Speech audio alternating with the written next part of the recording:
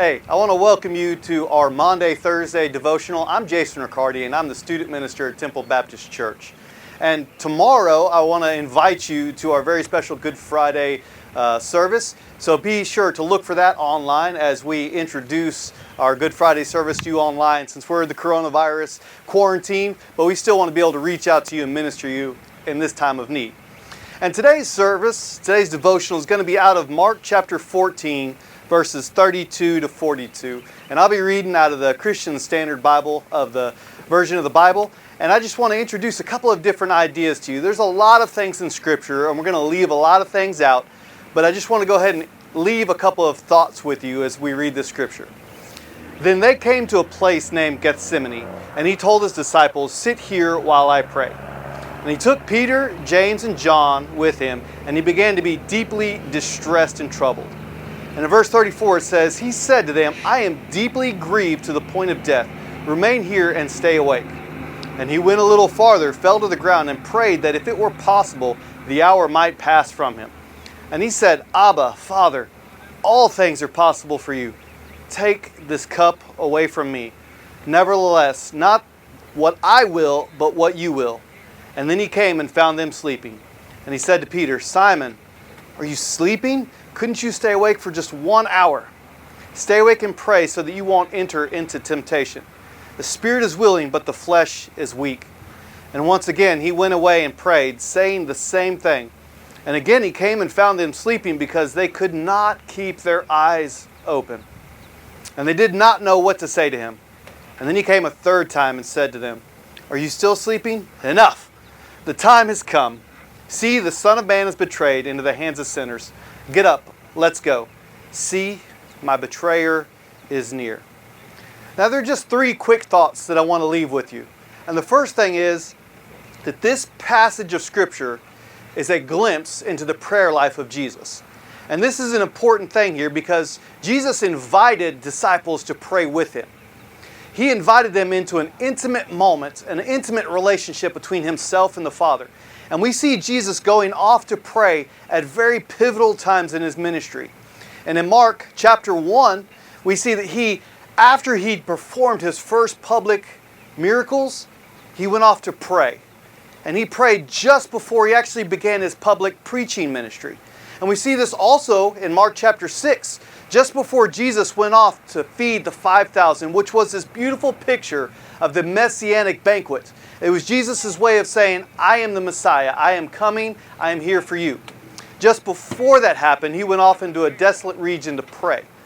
That's what we see him doing right here. Just before difficult moments in his ministry, in his life, or just after those difficult moments, Jesus found time to be with the Father, because that was how he recharged. And in the midst of that, he invited 3 of his closest friends with him to pray. And so from that, we want you to see that this is a way that you can handle difficulty and grief and hardship in a godly way. You got to spend time with God. You got to go be with the Father. Jesus prayed with the Father for several hours at a time. And not only that, but he invited people into his difficulty. He didn't isolate himself completely from others. And I know that we're in a difficult time of isolation right now, but he did not completely isolate himself from others. He invited people in to walk this journey with him. And so as he did that, we see that this is a way that you can handle great difficulty. Go spend time with the Father. And another reason that these words are in here is because Jesus wanted you to see what it is that's happening. Because the only way that we know what Jesus prayed is because he revealed it to us. See, the disciples were off in the distance, and the disciples actually fell asleep multiple times. So the only reason we know that Jesus said this in Scripture is because he wanted you to see this is what it looks like to handle great difficulty. We see that Jesus was not just a deity. We see that Jesus was not just a mythical, all-powerful creature that could handle anything and was impassive. He did no emotions, no difficulty. We see the humanity of Jesus. Even in great difficulty, he did not want to die. He did not want to suffer. We see him going to the Father and saying, "God, is there not just another way?" And we see him using this word, Abba. It's the Hebrew way of saying Papa. It's the way that a little kid will run to their daddy saying, "Daddy, will you help me out?" And we see him praying that, and we know that because Jesus wanted us to know that. The disciples were asleep. They couldn't hear what he was saying because they were in the distance. But this was revealed to us in Scripture because we are supposed to see the humanity of Christ right here. You don't have to handle difficulty isolated from others. You don't have to handle difficulty on your own. Jesus wants you to go directly to the Father because that's where your energy, your strength is going to come from. And he doesn't want you to do it alone. He wants you to bring others in with you. That's the first thing I want to show you, is that this is the way that you can handle difficulty. The second thing that I want you to see is, man, give yourself a break. The disciples were the closest people that Jesus had in his life, some of the closest human people that he had in his life. And in great difficulty, they had this tremendously difficult and crazy week leading up to this. On one day, he's being led into the city with palm branches and cloaks and riding on a donkey, symbolizing that he is the new and coming king and the king of peace. And then you see them having all the way towards the end, just before this, you see them having the Last Supper, where Jesus knows that he's going to be betrayed. And there's several days in between there.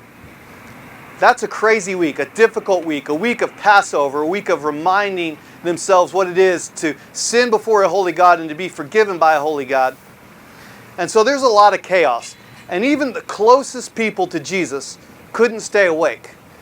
Man, your body will fail you. Your emotions will fail you. You'll have times where you're struggling and having difficult moments. You don't have to handle things perfectly. Jesus still invited people into the deepest relationship that he had. He invited them to come with him and grow deeper in their relationship with God. And you won't do it perfectly.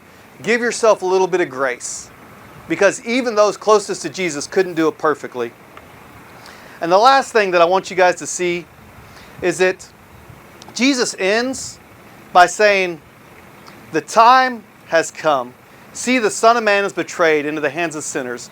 Get up, let's go. See, my betrayer is near." And you see what's happening here is Jesus went off into a desolate place to pray, to grow closer to God with his disciples, but he also went there to wait.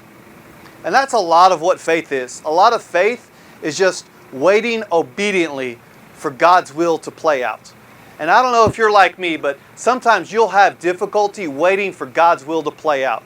But the best thing that you can do is follow the picture of Jesus that you see in Scripture and to just wait obediently for God's will to play out. And so I know that you're struggling right now, waiting at home with the coronavirus, wondering when the quarantine will end, wondering when a vaccine will come, wondering if you'll ever be able to go back to life as normal. Maybe your vacation is canceled. Maybe you're a senior in high school or college and you're waiting to graduate. Maybe you can't complete your classes. Maybe there's some difficulty, some big thing you had planned that you just can't finish. Part of faith is just waiting obediently for God's will to unfold. It's doing the last thing that God showed you to do before he shows you something new. And so let me encourage you right now in this time of waiting, just continue to be faithful to do the last thing God told you to do as he begins to unfold his greater will. And so with that, don't forget, tomorrow is our Good Friday service. Please tune back in with us at Temple Baptist Church. Thank you for coming and watching.